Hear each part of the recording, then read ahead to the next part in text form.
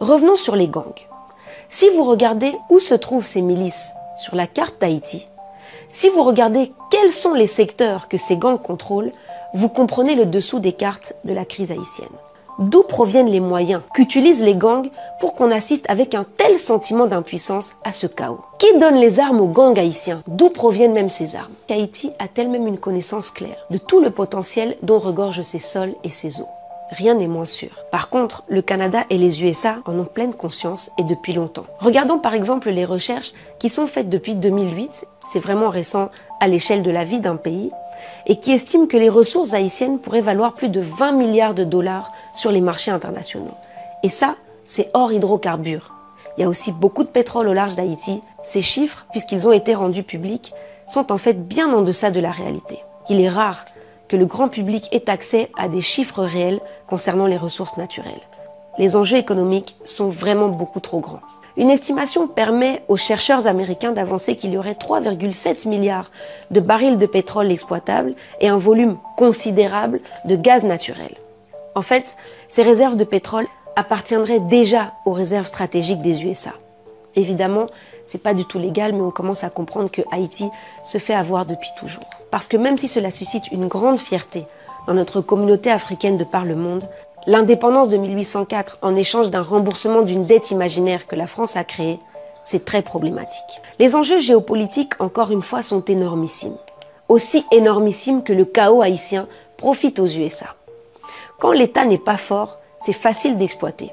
Pareil qu'au Congo, au Cameroun ou encore en Côte d'Ivoire, quand vous avez des marionnettes au pouvoir qui sont corrompues et qui ne comprennent rien, vous pouvez piller à souhait. Et pendant ce temps-là, l'opinion publique et les citoyens ont leurs yeux en plein sur des querelles politiques, des questions de conflits internes, de la corruption, alors que le cœur du problème est bien ailleurs. Vous pouvez couper la tête et faire partir tous ces présidents vassaux autant de fois que vous le voudrez. Le problème ne vient pas de là. C'est le système imposé par les grandes puissances.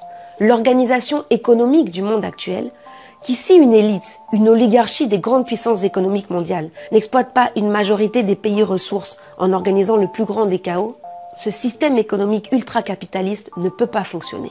Et c'est un système où il convient de faire croire également que dans les pays propriétaires de ces grandes multinationales, les gens seraient libres avec un pouvoir économique et une liberté de penser, ce qui est faux. Et la solution, encore une fois, ce n'est pas de fonctionner dans ce système pour tenter de le changer, mais plutôt de le défaire pour organiser autre chose. Sinon, on ne pourra que participer plus ou moins fortement à l'oppression et à la néocolonisation des populations, avec comme première victime le monde noir. Officiellement, voici ce que l'on trouve en termes de chiffres quand on fait une petite recherche sur les ressources haïtiennes. 86,2% d'exploitation qui va aux États-Unis, 5% qui va au Canada, 2,5% à la France, évidemment toujours dans les parages celle-là, et ça c'était en 2010.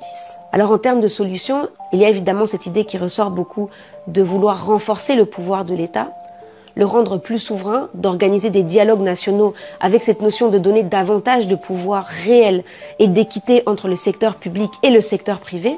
Le secteur privé ici, c'est-à-dire la société civile, les partis politiques, les professionnels, des commerces, industries, les entrepreneurs, mais en réalité, vous pourrez tourner en rond comme vous le voulez.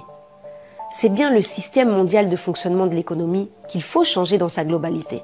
Parce que ce système ne peut fonctionner que si une minorité exploite une majorité. Pour qu'il y ait de l'électricité, de l'eau et du chauffage en permanence dans les mégalopoles des grandes puissances, il faut pour cela que d'autres pays du monde vivent le chaos, soient déstabilisés. C'est le confort de certains, un petit nombre, au mépris de l'horreur pour certains autres, et ce schéma se reproduit à peu près partout dans le monde, de façon plus ou moins différente. Les gangs aujourd'hui en Haïti peuvent aussi s'organiser et être créés car il y a cette population majoritairement très pauvre économiquement, qui vit dans la frustration énorme créée par la société de consommation, cette vie de luxe dont beaucoup rêvent, et bien sûr, il y a aussi cette arrogance maladive, provenant des familles riches d'Haïti qui font souvent tout, parfois de manière inconsciente d'ailleurs, pour que leur descendance devienne de plus en plus blanche de peau et qui se marient d'ailleurs entre eux, entoisant le reste du peuple haïtien depuis les hautes montagnes de la capitale. Vous voyez qu'il y a encore une fois beaucoup de paramètres à prendre en compte, dont certains que je ne pouvais pas aborder ici. Mais avant de clôturer, voici quelques faits qui caractérisent Haïti au moment de la publication de cette vidéo. Déjà, vous devez savoir que les membres de gangs se revendiquent comme protecteurs de leur communauté, de leur quartier, mais que dans le même temps, on observe que des citoyens haïtiens s'organisent pour se défendre des gangs Il y a par exemple des distributions de machettes à la population qui subit les exactions des gangs depuis toutes ces années. Ensuite, comme vous le savez, sur l'île où se trouve Haïti, il y a également un deuxième pays, la République dominicaine. Aujourd'hui, pour traverser la frontière, il faut dépenser 750 $. Également, l'ambassade des USA n'accepte plus de rendez-vous pour obtenir des visas. Ça met au moins un an. Mais on estime que 100 000 Haïtiens ont quitté le pays vers les USA rien qu'en 2023 avec ce qu'on appelle le programme humanitaire Biden qui a officiellement pour objectif de lutter contre l'immigration illégale aux USA. Chacun d'entre nous doit comprendre son environnement et agir. Bandeko, levez-vous et battez-vous. Mais faites-le en étant intègre, déterminé et surtout en ne laissant jamais personne vous acheter. À la prochaine.